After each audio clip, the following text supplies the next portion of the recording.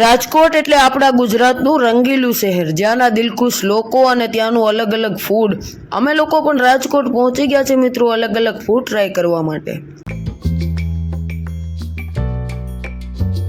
રાજકોટની વાત આવે અને ફૂડમાં ઘૂઘરાનું નામ ન આવે એ તો બને જ નહીં. રાજકોટના ઘૂઘરા એટલે નાનેથી લઈને મોટા સુધી બધા જ આ ઘૂઘરા ખાવાના શોખીન.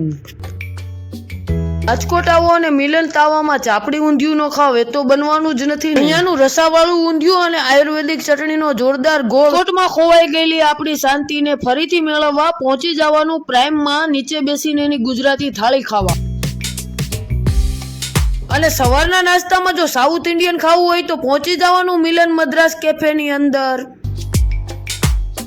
અને હા મારા વાલીડાઓ, રાજકોટના દાલ પકવાન તો ભૂલાય જ નહીં હો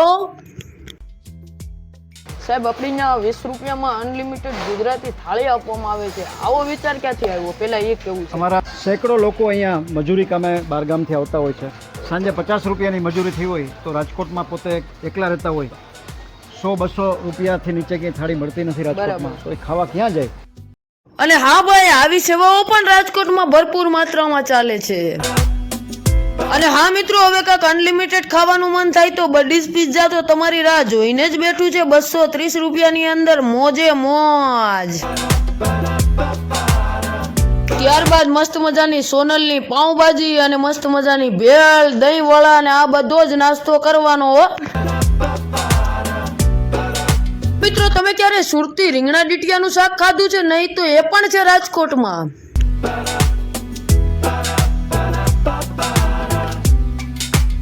અને મિત્રો, જો પ્રીમિયમ કાઠિયાવાડી થાળી રાજકોટમાં ખાવી હોય તો ગ્રાન્ડ ખોડિયાલ તો છે જ ને.